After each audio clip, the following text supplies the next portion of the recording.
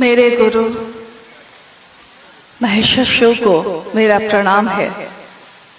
इस कालखंड के प्रथम शिव के शिष्य, हम सबों के परम आदरणीय वरेण्य गुरु भ्राता साहब श्री हरिंद्रानंद जी के चरणों में मेरा प्रणाम है और हम सबकी शक्ति स्वरूपा माँ दीदी नीलमानंद जी को मेरा प्रणाम है। मुंगेर के इस ऐतिहासिक पोलो मैदान में उपस्थित आप सभी गुरु भाई गुरु बहन के चरणों में मेरा प्रणाम।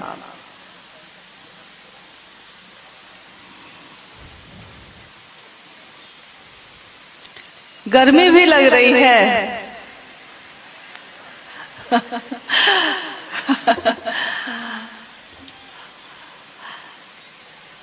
साहब ने एक बार कहा कि आपके जो कर्मफल होते हैं या आपके क्रियामान प्रारब्ध, वैसा जो मैंने कुछ किया है, कुछ गलती हो गई और मुझको भुगतना पड़ता है, तो उन्होंने कहा कि वो कभी खत्म नहीं होता। तो अगर महादेव का चेला होगा तो वो अपने गुरु से क्या याचना करेगा? क्या वो ये याचना करेगा, क्या वो ये प्रार्थना करेगा कि आप मेरे प्रारब्ध को, मेरे कर्मफल को खत्म कर दीजिए? या वो ये कहेगा कि मैं महादेव का चेला, जो भोगना है उसको भोग लूंगा, लेकिन अपने गुरु को कुछ नहीं कहूंगा।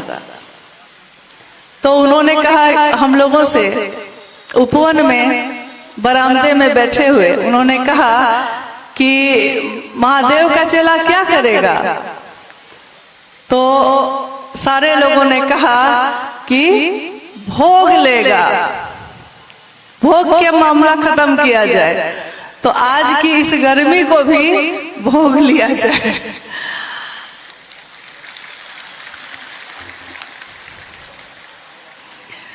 हम लोगों का सौभाग्य है कि आप सबके बीच आने का और अपने गुरु शिव का, अपनी दीदी और साहब की बात को कहने का मौका मिला।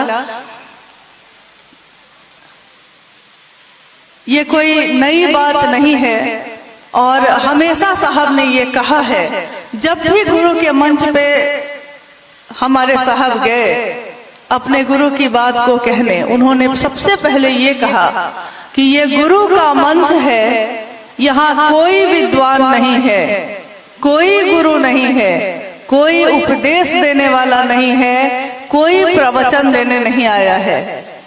हम सब शिव के शिष्य हैं और एक बात हम लोगों में समान है कि हम सबके गुरु कौन है? तो हम सबके गुरु वो महेश्वर शिव हैं, जिनके सामने ये दुनिया झुकती है। साहब ने कहा कि शिव की बनाई हुई ये दुनिया, इस दुनिया का जो काल है वो भी उस महादेव के आगे झुकता है। काल को भी जिससे डर लगता है वो महादेव के सामने भजता है। शिवः शिवम शिवः शिवम। पांचों तत्व भी जिसके आगे झुकते हैं, ये सारी कायनात जिसके आगे झुक के खड़ी होती है अदब से, वो महेश्वर शिव हमारे आपके जैसे एक एक व्यक्ति का, जन जन का गुरु हुआ है। आज तक के इतिहास में ऐसी बात नहीं हुई।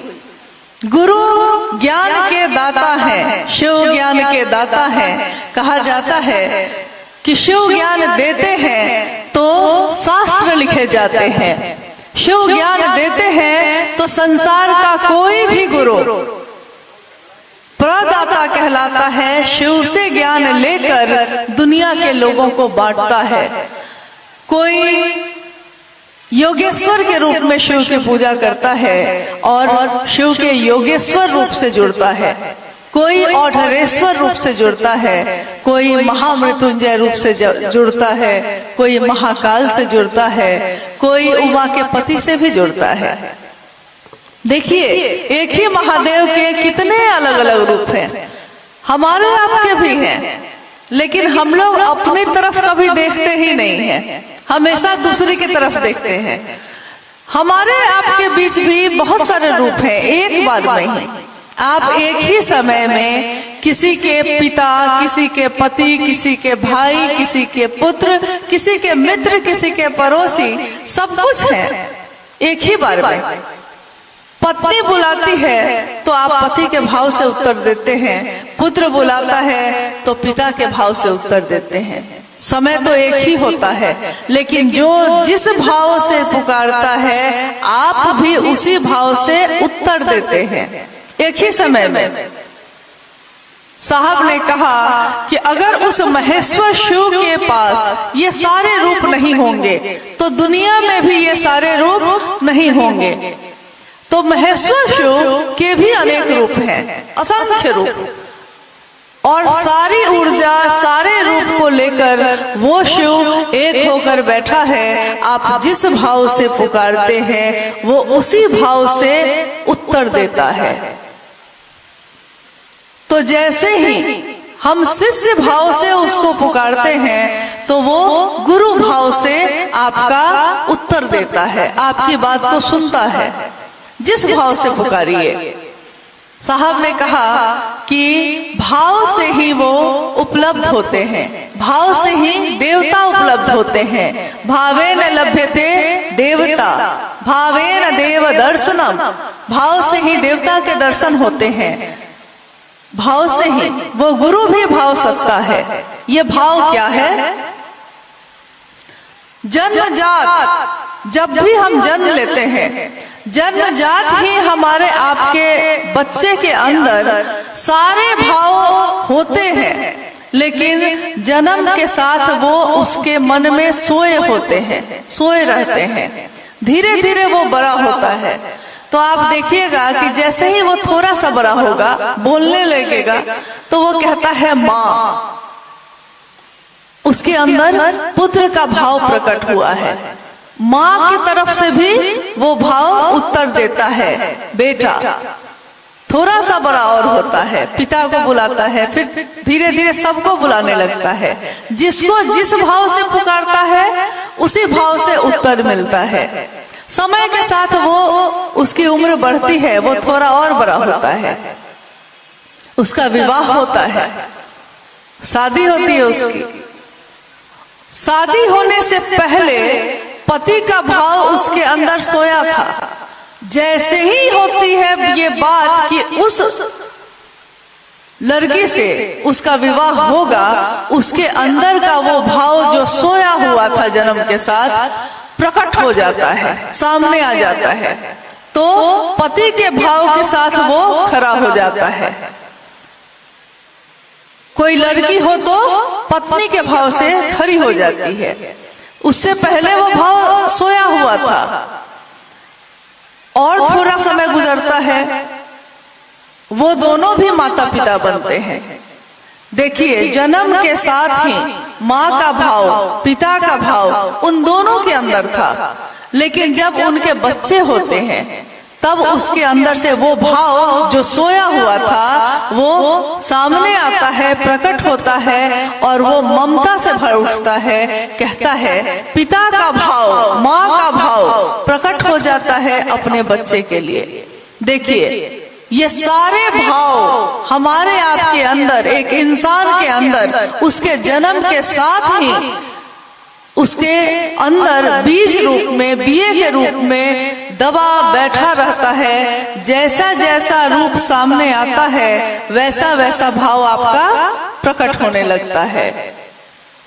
जैसे ही वरेण्य गुरु भ्राता साहब श्री हरिंदरानंद जी ने कहा कि शिव मेरे गुरु हैं, आपके गुरु भी हो सकते हैं, और हम लोगों ने इस बात को सुनकर कहा कि ये कितनी सुंदर बात है, कितनी अच्छी बात है।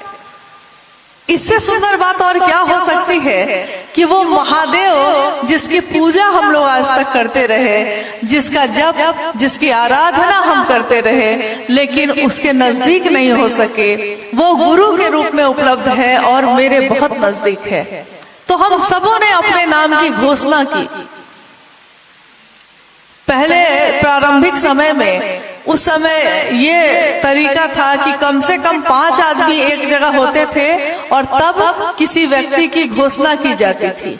सब कोई मिलकर कहते थे कि भाई हाँ, घोषणा की जाए, क्या आपने शिव को अपना गुरु माना है? जब वो व्यक्ति कहता था कि हाँ माना है, तब कहते थे कि घोषणा हो जाए। घोषणा होती थी। आज से और अभी से इस गुरु भाई ने या इस गुरु बहन ने शिव को अपना गुरु माना है। शिव के अंतरिक्ष साम्राज्य में कृपया ये नाम दर्ज हो और जागा जागा महादेव के उद्घोष से वो आसपास का सारा माहौल गुंजायमान हो जाता था। लगता था कि जो आपके अंदर वो सोया हुआ भाव था, जन्म से ही था। शिव के लिए प्रेम का भाव भी जन्म से ही था, लेकिन जब तक सामने वो सत्ता नहीं आई, आपका भाव प्रकट नहीं हुआ। जैसे ही हुआ कि शिव गुरु हैं, मेरे गुरु हैं, और मेरे अंदर का भाव प्रकट हो गया, शिष्य भाव, गुरु के लिए समर्पण का भाव, गुरु के आदेश के अनुसार चलने का भाव। साहब ने कहा शिष्य की परिभाषा ये होती है, शिष्य गुरु के अनुसार चलना है उसको, गुरु के आदेश पे चलना है, गुरु के अनुशासन में रहना है। अब देखिए, इस संसार में हम लोग रहते तो हैं, जीते हैं, शिव को गुरु भी माना है, लेकिन साहब ने शिष्यानुभूति में लिखा कि अपनों की चिंता हमें सताती है। देखिए, शिष्यानुभूति पे याद आया कि शिष्यानुभूति एक ऐसी किताब है जो साहब श्री हरिनानंद जी के द्वारा अपनी अनुभूति शब्दों में लिखी गई है। लेकिन हमेशा हम लोग को याद रखना चाहिए कि कोई भी अनुभूति जो आप बोलते हैं या जो आप लिखते हैं, वो पूरी तरह आप प्रकट नहीं कर पाते। किसी माँ से पूछिए कि लिख के बताओ कि तुम अपने बच्चे को कितना प्यार करती हो, क्या अनुभूति है तुम्हारी। वो माँ लाख लिखेगी, लेकिन पूरी तरह अपने मन के भाव को नहीं लिख पाती है। तो शिष्यानुभूति एक झलक है शिष्य की अनुभूति के तौर पे, लेकिन पूरी तरह उस अनुभूति को पाने के लिए आपके मेरे मन को वरेण्य गुरुभ्राता साहब श्री हरिनानंद जी के मन से मिलाकर चलना होगा, उनके नजदीक होना होगा, तब कहीं हम समझ पाएंगे। उस छोटी सी किताब को लिखकर 1990 में ये पहली बार छपी थी। उसके पीछे मूल्य लिखा। आप देखेंगे कि कोई भी चीज जब बनती है या कोई भी किताब जब छपती है तो उसके पीछे मूल्य लिखा जाता है। कुछ भी 10 रुपया, 20 रुपया, 50 रुपया, 500 रुपया। लेकिन शिष्यानुभूति के पीछे मूल्य क्या लिखा साहब ने? आप सबने पढ़ी है उसको? आप लोगों ने शिष्यानुभूति पढ़ी है? कोई नहीं पढ़ा है। अच्छा, कहीं कहीं से पढ़े हैं, सुने भी है कि नहीं? मान लीजिए खुद नहीं पढ़ने आया, किसी से पढ़वा के सुना है? नहीं सुना है। किसी के पास हो तो देखिएगा। लेकिन इससे हम लोग को ये पता चला कि अभी भी बिहार में कम से कम साहब की अनुभूति, शिष्यानुभूति सबके पास पहुंचना जरूरी है। अभी तक नहीं पहुंची है। उसके पीछे साहब ने मूल्य लिखा, आपका शिव शिष्य होना। पहली बार जब यह किताब छपी थी, उसमें प्रस्तुति के नाम पे लिखा गया था, प्रस्तुति दीदी नीलम आनंद, और मूल्य लिखा था आपका शिव शिष्य होना। आज तक के इतिहास में किसी भी किताब के पीछे ये मूल्य किसी ने नहीं लिखा, कभी नहीं लिखा गया। ये क्यों लिखा उन्होंने? जबकि आपने अभी सुना, समय के अभाव के कारण थोड़ा अभी प्रोफेसर रामेश्वर मंडल सर ने शिव की शिष्यता की पृष्ठभूमि, व्याप्ति और प्रयोजन को उतना विस्तृत ढंग से वो नहीं सुना पाए, लेकिन साहब के जीवन की अनेक घटनाएं ऐसी हैं। ये उस समय की बात है जब वो खुद डिप्टी कलेक्टर थे और दीदी नीलम आनंद जी, आपने अभी भजन में सुना कि स्टेट की बेटी, स्टेट मतलब ऐसा परिवार जिसका राज परिवार हो, जमींदार का परिवार हो, ऐसे परिवार की बेटी, डिप्टी कलेक्टर की पत्नी और ईमानदार अफसर। तो 15 से 20 तारीख होते होते घर में पैसे खत्म हो जाते थे। 20 तारीख होते होते घर में पैसे नहीं होते थे साहब के कि दिया भी घी में जल सके। उन्होंने कहा कि मां नीलम आके कहती थी कि घी मंगाने का पैसा नहीं है। साहब कहते थे, उत्तर देते थे कि अगरबत्ती ही जला के पूजा कर लो ना, महादेव भाव का भूखा है, आपके घी के जलाए दिए का नहीं। और उस परिस्थिति में हमारे आपके बीच भी परिस्थिति आती है, पैसा नहीं है, अभाव है, लेकिन हमारा मन विचलित होता है। उस स्थिति में इस किताब को छपवाया था उन्होंने और मूल्य लिखा था, आपका शिव शिष्य होना। हम लोग बहुत बार गुरु कार्य में जब चलते हैं, सहयोग मांगते हैं, मदद मांगते हैं, तन से, मन से, धन से। और अगर कोई अमीर से अमीर आदमी भी कुछ सहयोग करता है तो ये कोई आश्चर्य की बात नहीं है, लेकिन जिसके पास खुद ही खाने को नहीं हो, वो अगर 10 रुपया देता है तो ये बहुत बड़ी बात होती है। खुद साहब के घर में आर्थिक अभाव रहा हमेशा, लेकिन मन इतना बुलंद रहा, इतना बुलंद रहा कि उन्होंने अपने शिव को जगत के लिए कभी नहीं बेचा, कभी नहीं। और उन्होंने एकमात्र ये चाहा कि वो शिव सबका हो जाए। साहब ने कितनी बार इस बात को कहा कि मेरे बाद कौन चाहेगा, ये कौन चाहेगा कि शिव आपका अपना हो जाए, ये कौन चाहेगा कि शिव से आप नजदीक हो जाएं, उसके शिष्य हो जाएं। इसलिए जो मैं कहता हूँ वो करिए, वो सुनिए और उस पे चलिए। मुझ पे भरोसा करिए या ना करिए। साहब ने कहा कि मुझ पे भरोसा करिएगा या नहीं करिएगा, इससे मुझको कोई फर्क नहीं पड़ता, लेकिन मेरी बात का भरोसा जरूर करिएगा। मैं कभी गलत नहीं बोलता, किसी को भ्रम में नहीं डालता। मेरे गुरु शिव ने मुझको ये नहीं सिखाया है। मेरे गुरु शिव ने ये सिखाया है कि चाहे वो खुद चट्टानों पे बैठे हैं, चाहे वो खुद झरने का पानी पी रहे हैं, वो खुद चाहे जिस विपरीत अव्यवस्था में बैठे हैं, लेकिन फिर भी वो जगत को देते हैं, जगत को अमृत बांटते हैं और खुद विष का पान करते हैं। मेरे गुरु शिव ने ये सिखाया है कि आप दूसरे को बांट सकते हैं तो सुख बांटिए, दुख नहीं बांटिए, कष्ट मत दीजिए किसी को, और शिव की तरफ चलने के लिए प्रेरित करिए, स्वयं को भी और दूसरों को भी। तो अपनों की चिंता हमें सताती है। उसी शिष्यानुभूति में साहब ने लिखा है कि अपनों की चिंता हमें सताती है, लेकिन अपनी यात्रा विस्मृत हो जाती है।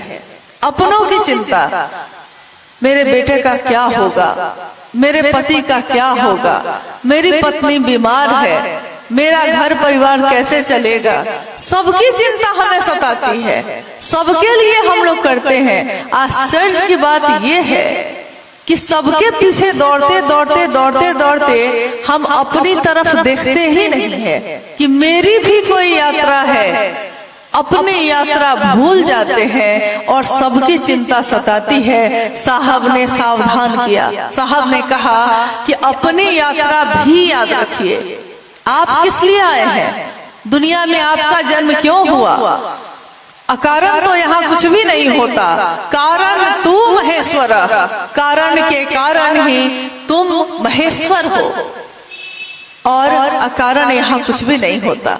तो अगर हमारा आपका जन्म इंसान के तौर पे हुआ है तो समझिए कि शिव ने एक मौका दिया, संभावना दी। हर मानव के मन में एक ऐसा बिया होता है शिव के प्रति भाव का, शिव के तरफ चलने का। वो बिया अगर हमने सींचा, उस बिये को अगर हमने पौधा बनने दिया, संभावना है ये। जैसे हमारे घरों में बिया रखा रहता है पोटली में, खेत में लगाने के लिए कि मौसम आएगा, इस मौसम में ये अनाज लगेगा, इस मौसम में ये अनाज लगेगा। और वो बिया जब मौसम आता है तो हम अपने खेत को जोत कर उसमें लगा देते हैं, उसको पानी से सींचते हैं, और एक दिन उस बिये में वो धरती का सीना फाड़ कर वो छोटा सा बिया पौधे के रूप में बाहर निकल आता है। उसमें बालियां लगती हैं, एक छोटा सा बिया पेड़ को जन्म देता है, विशाल पेड़ को जन्म दे देता है, इतना विशाल कि एक दिन उस बिये को आप अपने हाथ में रखकर मसल सकते थे, तोड़ सकते थे, और एक दिन वो बिया इतना विशाल हो गया कि आप उसके नीचे बैठकर आराम कर सकते हैं उसकी छाह में। शिव की शिष्यता भी एक ऐसी ही संभावना है हर मानव मन में। यह संभावना है जीव से शिव होने की। एक जीव में, एक इंसान में यह संभावना होती है कि वो शिव हो सकता है, साक्षात शिव। साहब ने कभी नहीं कहा कि मैं शिव ही हूँ, लेकिन दुनिया ने देखा कि शिव जैसा ही तो सब कुछ है। आचरण शिव साक्षात सिवान में आकर जगमग जग को किए। शिव का ज्ञान, शिव की ऊर्जा जो उनके अंदर उतरी, उसने ऐसी रोशनी पैदा की जिसने हमारे आपके जैसे लाखों लोगों के दिल में फैले अंधकार को रोशन कर दिया, रोशनी से भर दिया। जैसे बहुत पहले गांव में बिजली नहीं पहुंची थी, तो उस समय अगर किसी गांव में बिजली का तार पहुंच जाता था और बिजली का बल्ब जलने लगता था, तो गांव के सब कोई खुशी के मारे नाचने लगते थे कि इतना दिन से तो मोमबत्ती और दिया जला जला के काम कर रहे थे, देखिए आज कैसे दिन जैसी रोशनी हो गई है, मतलब इतनी रोशनी हो गई। इसी तरह हमारा मन भी रोशन हुआ, उसका अंधेरा भी दूर हुआ। साहब ने कहा कि ज्ञान के कांटे से अज्ञान का कांटा निकाला जाता है। जैसे आपके हाथ में अगर बबूल का या कोई भी कांटा चुभ जाता है तो हम लोग बबूल का कांटा तोड़ते हैं और उस कांटे से, उस पहले से जो आपके हाथ में गथ गया है, उस कांटे को निकाल देते हैं। और फिर क्या करते हैं? क्या उस कांटे को रखते हैं या उसको फेंक देते हैं? तो हम उस कांटे को निकाल कर दोनों कांटे को फेंक देते हैं। यही बात वरेण्य गुरु भ्राता ने कही कि ज्ञान के कांटे से अज्ञान के कांटे को निकाला जाता है, लेकिन एक दिन दोनों कांटे फेंक दिए जाते हैं, रखा नहीं जाता। शिव से उतरा ज्ञान हमारे मन के फैले अज्ञान को खत्म करता है, लेकिन ज्ञान भी अति हो जाए और अज्ञान भी अति हो जाए तो अति हर चीज की बुरी है, फिर दोनों को फेंक दिया जाता है। क्योंकि यहाँ ज्ञान जैसा भी कुछ नहीं है, अज्ञान जैसा भी कुछ नहीं है। आपका मन ही उस शिव की तरफ चलता है, आपका मन ही उस शिव की बात पे चल सकेगा, शिव की तरफ आवेशित हो सकेगा। इसीलिए उन्होंने 3 सूत्र भी दिए और चलने का रास्ता भी दिखाया।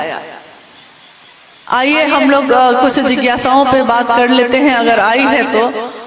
और उसके कुछ समय के बाद आप भी लौट जाएंगे, हम लोग भी लौट जाएंगे।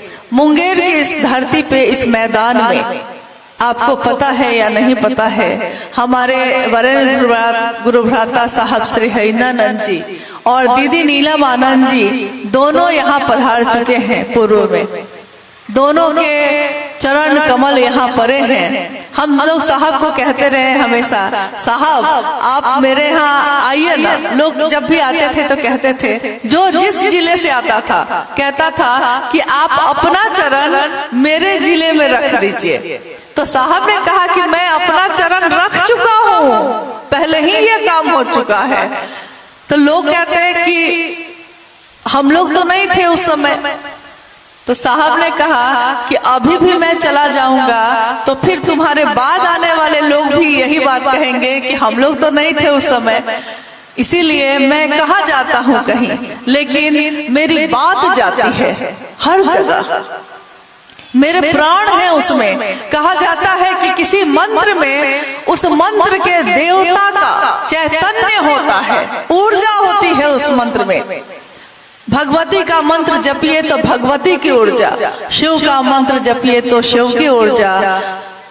पंचाक्षर मंत्र नमः शिवाय जो साहब ने दिया और कहा जिनको उनके गुरु ने उनको दिया था, इसीलिए नमः शिवाय के दाता शिव हैं, लेकिन प्रदाता शिव से लेकर देने वाले हमारे साहब श्री हरिनानंद जी हैं। तो उन्होंने ये दिया और उन्होंने कहा कि हमेशा याद रखना कि जो इस मंत्र को जपता है उसकी ऊर्जा, जो मंत्र जिस देवता का है उसकी ऊर्जा, और जिसने इस मंत्र को दिया है उसकी ऊर्जा, ये सारी ऊर्जा एक साथ जब होती है तो सीधे शिव का आवेश पैदा करती है। इसीलिए शिव को प्रणाम करना कोई छोटी बात नहीं है। साहब ने कहा कि जो अपने गुरु को प्रणाम भी नहीं कर सकता वो गुरु से दया क्या मांगेगा, गुरु की चर्चा क्या करेगा। प्रणाम तो करना सीखो कम से कम। हालांकि उनके तत्व को जानना भी बड़ा मुश्किल है। एक बार बहुत पहले साहब आए थे मधेपुरा में, कब वो क्या चाहते रहे समझ में ही नहीं आता है। मधेपुरा में आए थे वो, और उस समय मैं नहीं जा सकी थी साथ में, लेकिन अनु भैया गए थे, अर्चितानंद जी गए थे, और लगता है हरि बाबू क्या रुके थे, नहीं हरि बाबू के कैंपस में थे, हाँ हरि बाबू है वहाँ। तो उन्हीं के दरवाजे पे सामने काफी लोग थे और साहब बैठे थे, तो बहुत सारे लोग वहां जमा होके साहब को देख रहे थे, दूर में खड़े होके दूर से देख रहे थे। उसमें से एक गुरु भाई सामने आया, तो सामने से जब वो गुजरने लगे तो उन्होंने बहुत भाव से भर के साहब को प्रणाम किया, दोनों हाथों को जोड़ के और पूरा झुक के प्रणाम किया भाव से। साहब बिगड़ गए। उन्होंने कहा कि अपने गुरु शिव को इतना अच्छा से प्रणाम कर लेते तो सीधे शिव ही मिल जाते, तो मुझको प्रणाम कर रहा है। पूरा बिगड़ गए। अब सारे दूसरे गुरु भाई गुरु बहन इस बात को देख रहे थे कि वो जो गया उसने जो साहब को प्रणाम किया तो साहब बिगड़ गए। उन्होंने कहा कि महादेव को इतने भाव से प्रणाम करता तो महादेव ही उपलब्ध हो जाते, तो मुझको प्रणाम कर रहा है। अब थोड़ी देर के बाद दूसरे गुरु भाई गए। थोड़ी देर पहले वाले गुरु भाई का हश्र देख चुके थे, तो दूसरे वाले गुरु भाई ने प्रणाम नहीं किया, वो चुपचाप वहां से गुजरने लगा। साहब फिर बिगड़ गए। कहा कि जो मुझको भी प्रणाम नहीं कर सकता है वो महादेव को क्या प्रणाम करेगा। अब देखिए, उन्होंने लिखा कि महादेव के लिए लिखा था कि आपके तत्व को जानना हमारे जैसे अनुमानस की सीमा से बाहर की बात है, लेकिन हम लोगों ने देखा कि हम महादेव के तत्व को तो जानना बहुत दूर की बात है, हम तो उनके शिष्य के तत्व को भी नहीं समझ पा रहे हैं कि वो क्या है, क्या चाहते हैं। आप प्रणाम करें कि नहीं करें, दोनों में से कौन सा काम किए। करेंगे तब भी जाते हैं, नहीं करें तब भी जाते हैं। देखिए, जिस तरह एक कुम्हार मिट्टी, गूथे हुए मिट्टी के टुकड़े को लेता है और चाक पे चलाता जाता है, उस मिट्टी के ढेले को, उस मिट्टी के ढेर को वो अपने मन के अनुरूप आकार देता जाता है, लेकिन इसके लिए वो करता क्या है? आपने देखा होगा जो कुम्हार लोग नहीं चाक चलाते हैं, उसमें मिट्टी का बर्तन बनाते हैं, तो देखिएगा चाक चलती रहती है, मिट्टी पे एक हाथ से वो आकार देता रहता है और दूसरे हाथ से उस पे प्रहार करता रहता है। मतलब बाहर से चोट भी हो रही है और अंदर से आकार भी दे रहा है। इसीलिए उनके बारे में हम लोगों ने कहा कि ये साहब कौन है, ये वरेण्य भ्राता कौन है, ये शिव का शिष्य कौन है जो इस धरती पे आया और जिसने लाखों लाख लोगों के जीवन को प्राणवान बना दिया, जीवंत बना दिया, जागने की एक विधा दे दी, जागा जागा महादेव का उद्घोष करके सबको जगा दिया, शिव के लिए जगा दिया। ये साक्षात कौन है? ये कौन आए, कौन इस धरती पे विचर के अपने शरीर, अपनी ऊर्जा के साथ, शरीर चला गया लेकिन ऊर्जा के साथ आज भी हम सभी गुरु भाई गुरु बहनों के साथ चलते हैं। हमारी दीदी नीलम आनंद जी ने एक दिन कहा था कि अगर आप शिव शिष्यता में चलते हैं, शिव की तरफ चलते हैं, तो आपके रास्ते में आने वाले कांटों को मैं चुन लूंगी। दीदी नीलम आनंद जी ने कहा कि आपके रास्ते पे जो कांटे बिछे होंगे उनको मैं चुन लूंगी और छाया बनकर आप सबके साथ रहूंगी। अंत में उन्होंने कहा बशर्ते शिव शिष्यता में बेईमानी नहीं, शिव की शिष्यता में बेईमानी मत करिएगा। अगर ईमानदारी से रह गए तो मैं आपके धूप को ढक के छाया बन के खड़ी हो जाऊंगी। मैं शिव की शिष्या नीलम आनंद, उन्होंने कहा आपके रास्ते के बिछे हुए कांटे को चुनकर उठा लूंगी। साहब हरिंद्रानंद जी शिव के शिष्य ने कहा मैं शिव का शिष्य हरिंद्रानंद पद प्रक्षालन करूंगा उन सभी का। आओ चले शिव की ओर। किताब में जो उन्होंने लिखा है, लिखने से पहले उन्होंने बोला भी था इस बात को और तब वो लिखा गया था, तब वो छपा गया और बाद में आप लोग के हाथों में गया। उन्होंने कहा कि मैं विनीत हूँ उन सभी घनेरों शिव शिष्यों के सामने जिन्होंने शिव के गुरु स्वरूप की स्थापना में मेरा साथ दिया, अपना योगदान दिया। मैं उन सभी के लिए कहता हूँ और उन्होंने हमेशा ये कहा कि जब भी मैं कहता हूँ मैं शिव का शिष्य हरिंद्रानंद, तो आप ये मत समझिएगा कि उस समय मैं किसी का पिता, किसी का पति या किसी का मित्र हूँ। मैं उस समय अपने गुरु शिव के सिवा किसी का नहीं हूँ। मैं शिव का शिष्य हरिंद्रानंद पद प्रक्षालन करूंगा उन सभी का जो इस रास्ते के पथिक हैं या जो पथिक होंगे। पद प्रक्षालन का अर्थ ये होता है, अब है कि नहीं पता नहीं, लेकिन मैं अपने बचपन में जब अपने नानी के यहाँ जाती थी, गांव में है उनका घर मुजफ्फरपुर जिले में, तो वहाँ मतलब एक महिला आके पहले सबसे पहले हम लोग का पैर थाली में पैर को रखकर और उसको पानी से धोने लगती थी। तो हम लोग को लग रहा था ये क्या कर रही हैं, क्यों कर रही हैं? तो सब कोई कहता था कि नहीं नहीं, हम लोग के यहाँ की संस्कृति है, जब कोई आता है बाहर से तो हम उसके पाँव को धोते हैं ताकि उसके पाँव की जो थकावट है वो दूर हो जाए, उसके पाँव में जो मिट्टी और धूल लगी है वो धुल जाए, मिट जाए। इसी को कहते हैं पद प्रक्षालन, कि कोई आपके पैर को धो दे, उसकी थकान मिट जाए, उसकी मिट्टी और उसमें जो गंदगी लगी है वो साफ हो जाए। सोचिए शिव का शिष्य हरिंद्रानंद ये कहते हैं, ये सोच कर ही, ये पढ़कर ही या सुनकर ही अजीब सी ग्लानि होती है कि हम लोग के लिए, हमारे आपके जैसे लोगों के लिए जो शिव की तरफ चल रहे हैं, इतनी बड़ी सत्ता के लोग, इतनी बड़ी सत्ता जो इस धरती पे आई है, वो कह रहे हैं कि मैं अपने गुरु शिव के लिए इतना झुकूंगा, इतना झुकूंगा कि मैं आपके पैर को भी धोऊंगा, मैं आपके पैर की थकान को दूर करूंगा। किनकी? जो शिव के रास्ते पे चलने वाले पथिक हैं। पथिक यानी जो उस रास्ते पे चलता है, यात्री। और उन्होंने कहा जो पथिक होंगे।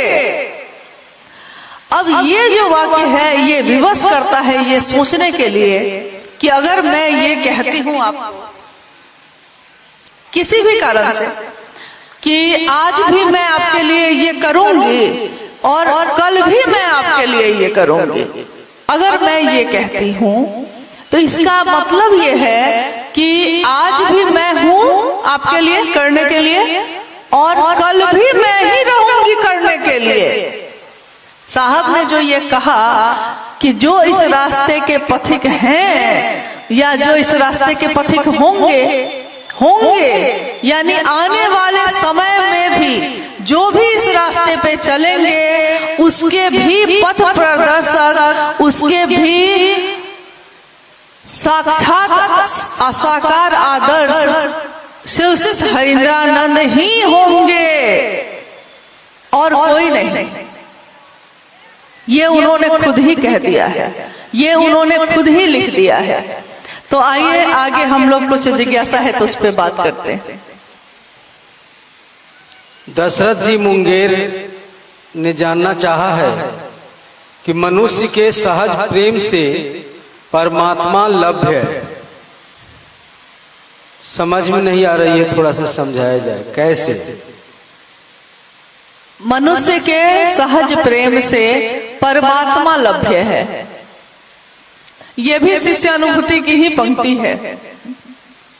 मनुष्य का सहज प्रेम क्या होता है, इस पे हम लोगों ने थोड़ी देर पहले बात की है।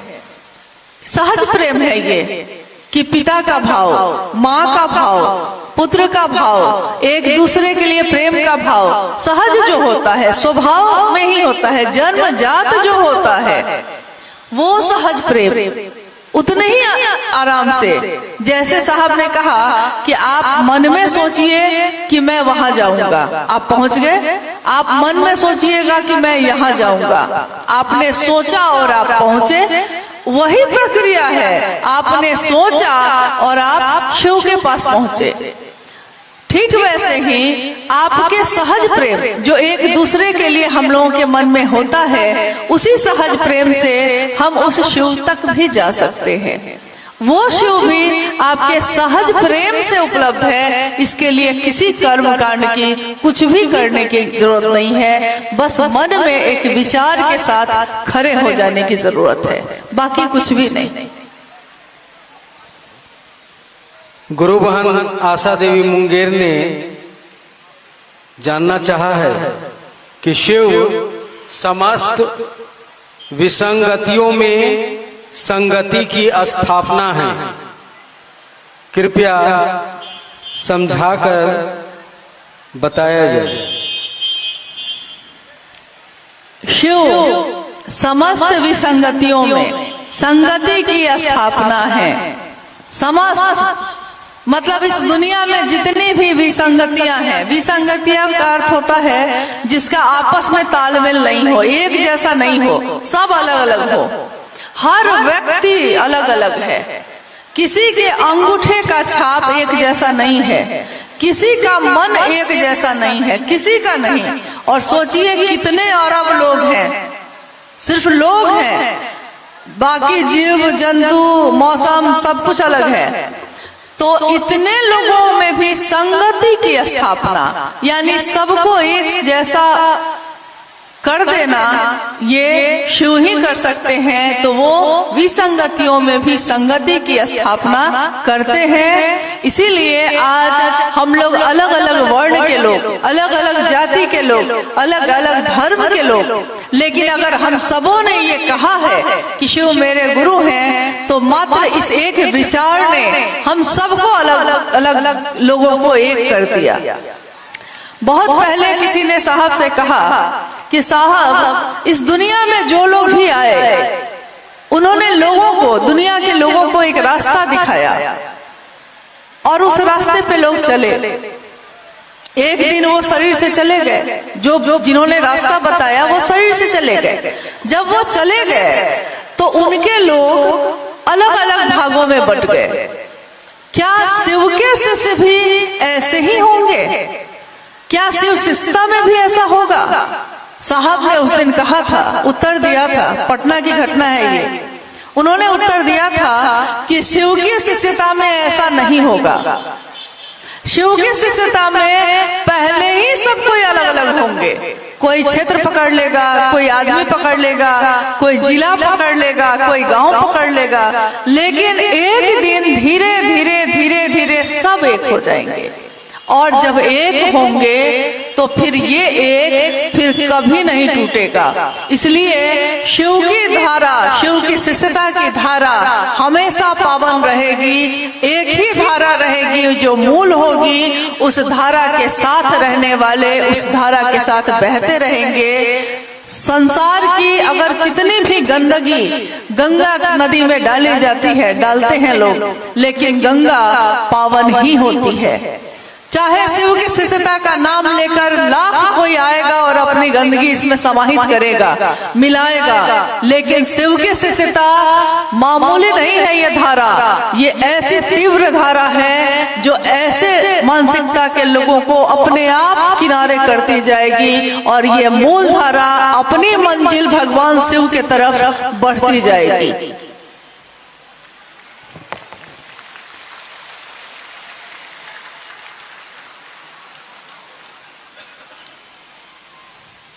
अब एक सवाल और है, शिव कभी सोते ही नहीं हैं, तो आज शिव को जगाया जा रहा है, क्यों?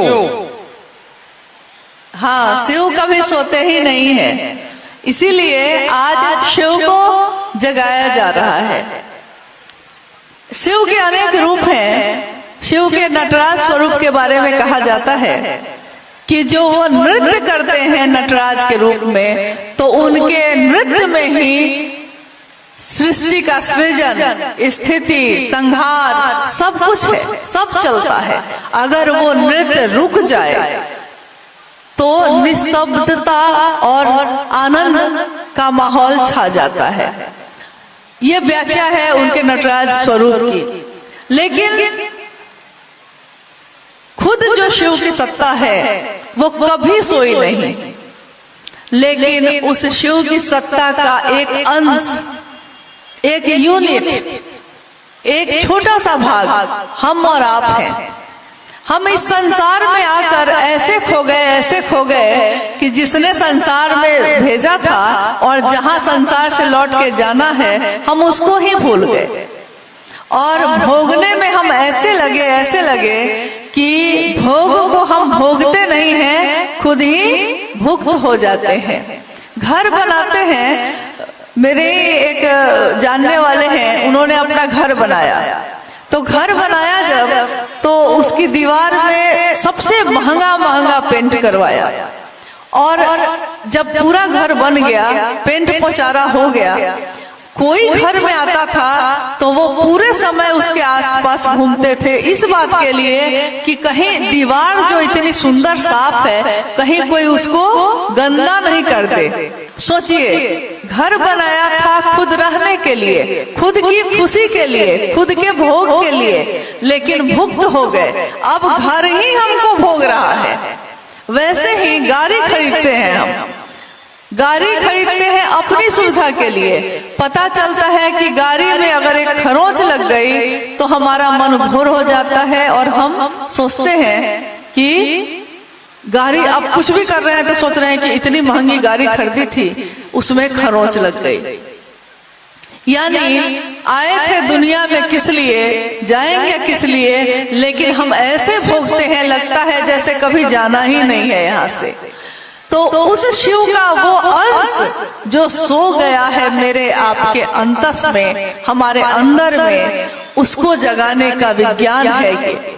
जागा जागा महादेव, ये घोषणा शिव को नहीं, शिव के लोगों को जगाने के लिए है। शिव की शक्तियों तुम जागो, शिव के लोगों तुम जागो, तुम्हारे गुरु शिव जग रहे हैं, जागृत हैं, और हम आप सोए हैं। कोई गुरु जागृत हो और उसका शिष्य सोया है, ये कैसी दुनिया है। यही एक बात ने तो साहब को जगा दिया। उन्होंने यही तो कहा कि जब हजारों सालों के शास्त्रों में ये लिखा हुआ है कि शिव गुरु हैं, शिव जगत के गुरु हैं, शिव विश्व गुरु हैं, ये बात जब किताबों में लिखी हुई है तो ये कैसी दुनिया है। ये दुनिया जिसको शिव ने बनाई, इस दुनिया में सारी चीजों को देने वाले शिव हैं। हमारे शास्त्र ये बताते हैं, हमारे पूर्वज ये बताते हैं, हमारे ग्रंथ पुराण ये बताते हैं कि शिव की मात्र इच्छा से ये सृष्टि सृष्टि हुई। हम सोचते हैं कभी, हम जब ये कहते हैं कि महादेव ने हमको क्या दिया, हम सोचते भी हैं कि उस महादेव ने क्या दिया है। कल ही हम लोग यात्रा में थे तो एक व्यक्ति ने कहा कि जिसके मतलब उस वहां जिज्ञासा आई थी, लेकिन समय के अभाव के कारण वो पढ़ा नहीं जा सका। उस जिज्ञासा में किसी ने लिखा था कि मेरे पास घर है, मेरे पास गाड़ी है, मेरे पास संपत्ति है, खेत हैं बहुत सारे, जब ये सारी चीजें मेरे पास है ही तो मैं शिव को क्यों मानूं। देखिए, हम जब ये कहते हैं हम सोचते भी हैं कि हम किसके लिए क्या कह रहे हैं। आपके पास ये संपत्ति भाई साहब कहाँ से आई है, ये अनाज कहाँ से आया है, ये धरती आपकी है, ये मिट्टी आपने बनाया है, इसको जन्म अपने आप ले लिए थे। किसने जन्म दिया आपको? सांस अपने आप लेते हैं। अगर अपने आप लेते हैं तो एक सांस ज्यादा और एक सांस कम लेकर बताइए। अगर आप ही का शरीर है ये, तो अपने खून में जो बीपी कभी हाई कभी लो होता है ना, उसको सामान्य करके बताइए। आप ही का दिल और आपका दिमाग है ना, अगले पल में किसको प्यार करेगा और किससे दुश्मनी सोच लेगा आप भी नहीं जानते। आपका दिमाग अगले पल क्या सोचेगा आप नहीं जानते। आप साहब ने कहा ना कि सांस आती है सांस जाती है, सांस आती है सांस जाती है, सांस नहीं आए तब। ये सोचा है कभी? जिसने ये दुनिया दी, जिसने ये जन्म दिया, जिसने इस दुनिया में रहने के लिए ये घर बनाया। आप घर बनाते हैं ईंट और पत्थर का, शिव ने घर बनाया प्रकृति का। शिव ने घर बनाया और उसके फर्श के जगह पे बिछा दिया मिट्टी, धरती, माँ कहते हैं हम उसको, माँ जो अपने बच्चे को पोसती है, पालती है, इसीलिए धरती को हम कहते हैं माँ। शिव के 5 तत्वों में ये धरती हमें पोषित करती है। ये धरती ना हो तब, ये हवा नहीं हो तब, ये अग्नि नहीं हो तो खाना कहाँ बनाने वाले हैं आप? ये हवा नहीं हो तो सांस कैसे लेने वाले हैं हम? और ये आकाश नहीं हो तो ये शब्द कहाँ गूंजेंगे?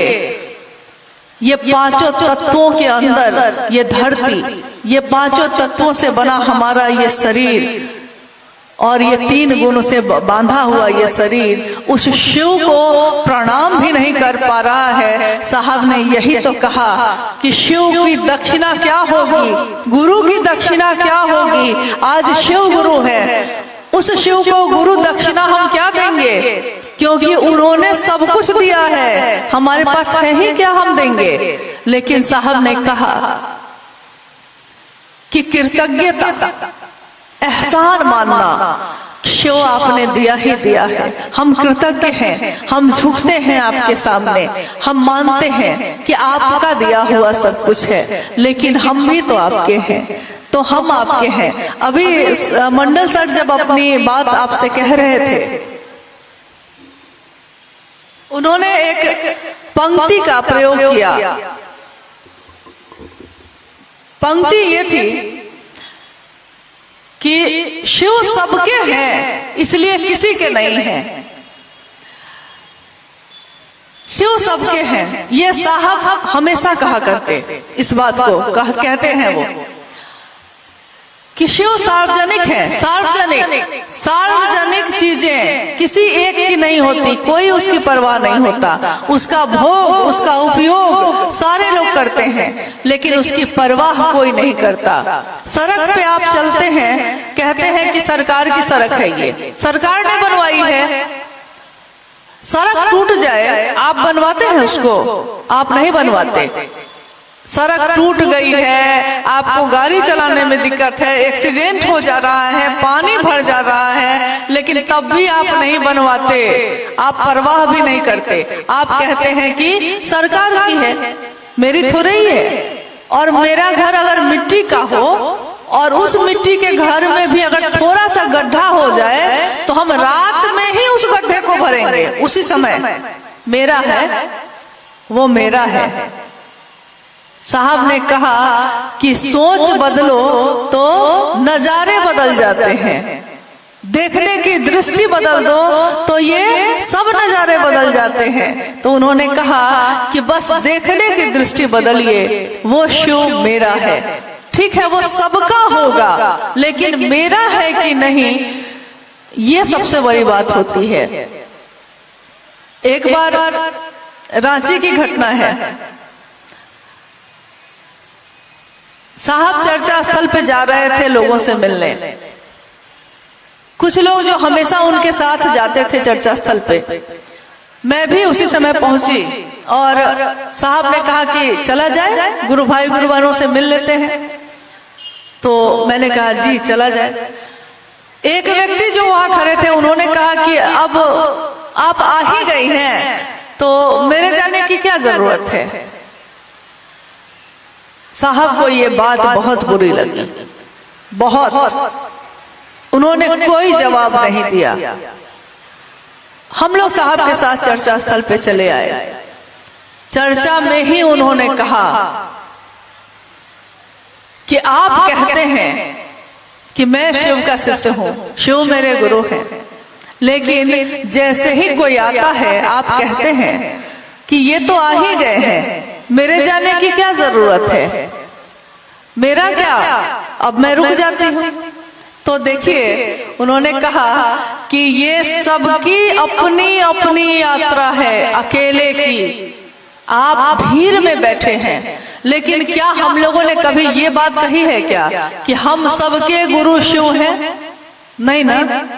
हम लोगों ने कहा है कि मेरे गुरु शिव हैं। आपके हैं तो आप जानिए, मेरे हैं तो मैं जानूंगा, मेरे गुरु शिव हैं। साहब ने यही कहा कि आपके गुरु शिव की बात दूसरों तक पहुंची है या नहीं पहुंची है, ये आपने कभी सोचा है? अगर आपके हैं वो तो आप परवाह करिए और ये मत सोचिए कि दूसरा करता है कि नहीं। अब अपने तरफ देखिए कि मैं करता हूं कि नहीं। दूसरा नहीं करता है कोई बात नहीं, दूसरे की बात कर रहे हैं बैठ के, अरे अपनी बात भी कभी करिए कि आपने क्या किया है, आप कर रहे हैं।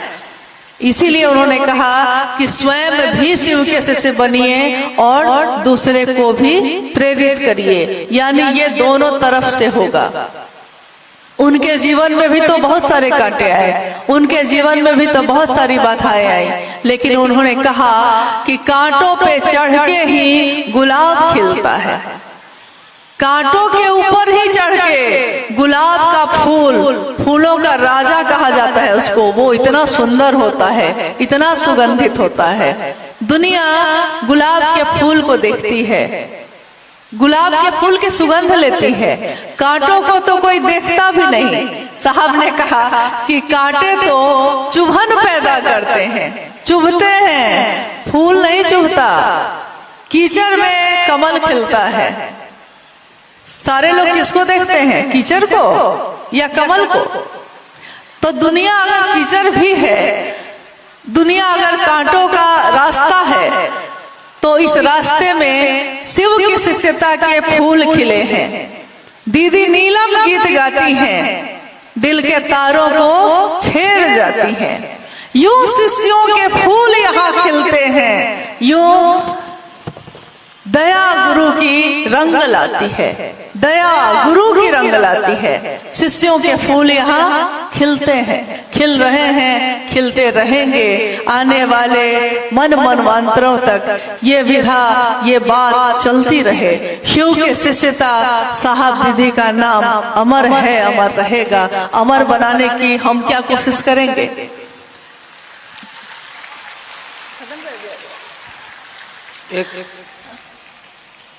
एक अंतिम जिज्ञासा सब बहुत सारे लोग जानना चाहते हैं कि शिव का महामंत्र ओम नमः शिवाय है, तो ओम क्यों हटाया गया है?